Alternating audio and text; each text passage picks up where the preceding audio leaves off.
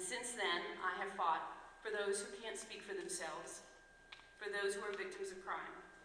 I run an agency of 85 employees, 28 of which are lawyers, and we continue to get elected in Doñana County because we produce what we say we're going to do. We're tough on crime, we're tough on people who commit crimes in our county, and we make sure that our border is safe in the southern part of this state. We live right next to the murder capital of the world in Juarez. It is a stone throw away from our border in Doñana County, and we keep that border as safe as we possibly can. Now, there are things that we need to change in New Mexico, and one of them is definitely to get rid of Diana Denish. She needs to go. We need to make sure that we change New Mexico completely. We need to create jobs, not government creating jobs, but you create jobs, small businesses create jobs. What government does is absolutely creating an environment that allows for those jobs to be created. What we do is reduce regulation. Reduce the regulation to our dairies, to our oil and gas, and stop taxing the small businesses to the point that they're leaving our state and going to Texas, going to Oklahoma, going to our surrounding states. We must make New Mexico competitive, and we also must produce a workforce that will keep our children here so that they will work at the jobs that are created in New Mexico. We have to stop exporting our education. We also have to make sure that we don't trap our children in failing schools. We have to make sure that we reward good teachers, that we reward those that are providing the education that our students need, but that at the end of the day, if our children are failing because the schools are failing our children, that the parents have a choice as to where their children attend school. And finally, we have to make sure that government is going to be reduced.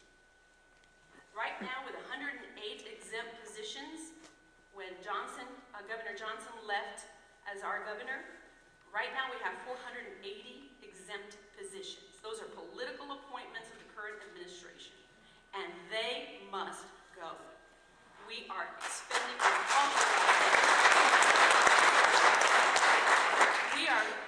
the current administration is spending your tax dollars as though it's their own, and that has to come to a stop. We must reduce the size of government and increase the size of our economy. That is the way our state will succeed and be prosperous. We must proceed in a positive, conservative manner, fiscally and ethically, and end the corruption that has corrupted every aspect of government. We must move forward. I can lead you that way, and I can make sure that the ethics that belong in our government belong to you as leadership continues. Thank you.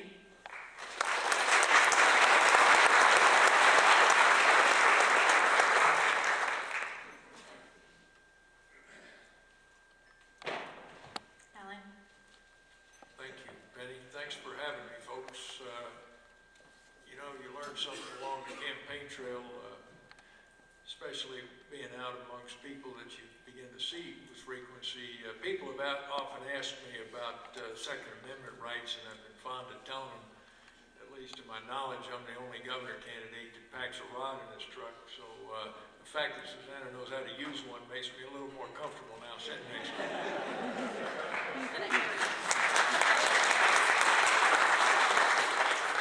I'm Alan Way.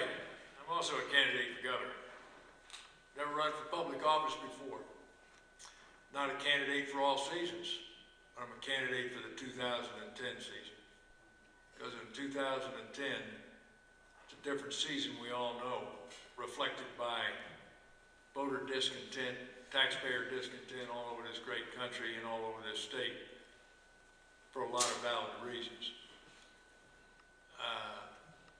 My background, a retired Marine, 38 years of service in the Marine Corps, both active duty and active status, 3 wars.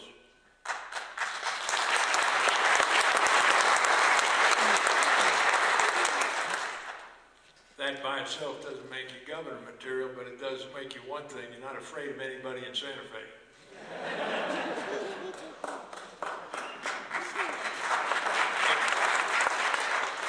If anything, anything, Speaker Lujan ought to be afraid if they elect me. In and around that, I built a business, 31 years old this year, on a borrowed loan from the bank, paid it back, by the way. Never had to go back for another loan. We built it over 30 years. Worked the first 3 years without a paycheck. My wife held a job, and we did the books on the kitchen table at night. No different than a lot of American stories about businesses being built. You do it the old-fashioned way, hard work.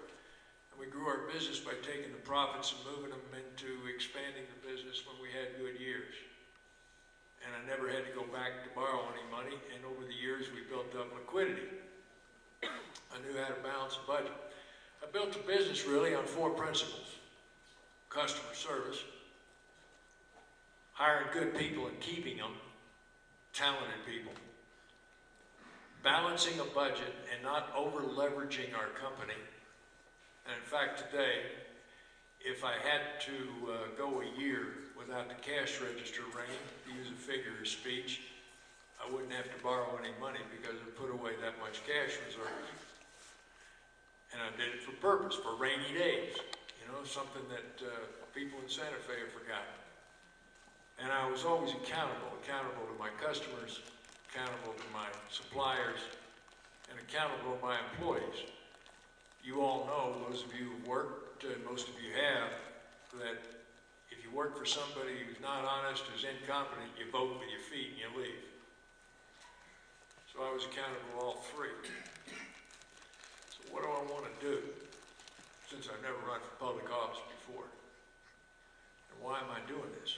Well, my wife asks me that periodically, and I keep telling her I don't know why I'm doing this sometimes, but the fact of the matter is, because I think at this point in my life I can take those life's experiences and I can go to Santa Fe and make a difference. Oh, by the way, if I'm elected and I do a good enough job to be re-elected, that's the only public office I'm going to seek in my life. And when I'm done, I'm going home, the way the founding fathers intended, because we have too many career politicians in this country, and it's a bipartisan job.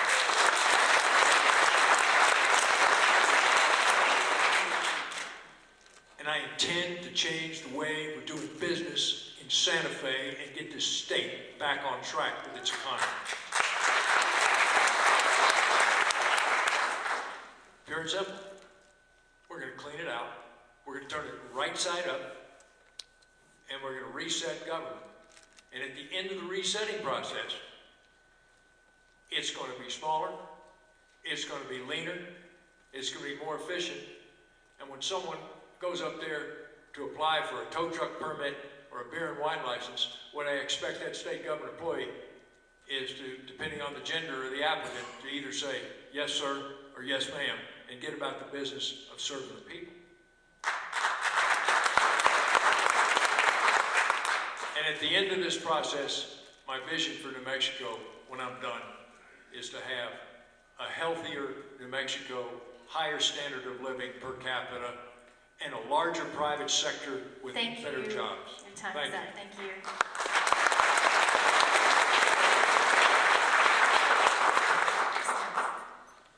Penny, I apologize, but I don't see the red card, and I may be Right here. Oh, you know what? It's the flowers.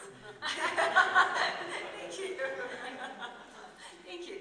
Hi, Janice Arnold-Jones. It is so nice to be back in Clovis, and I have to tell you, this group, along with 912 groups, along with center-right groups, and Tea Party groups, played a significant role in the last legislative session. You called, you wrote, you emailed, you killed House Bill 123. Thank you so much.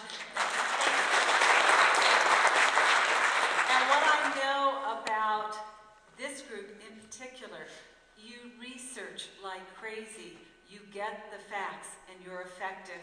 And we have needed this in our state for so long, and all I can do is say thank you, thank you, thank you.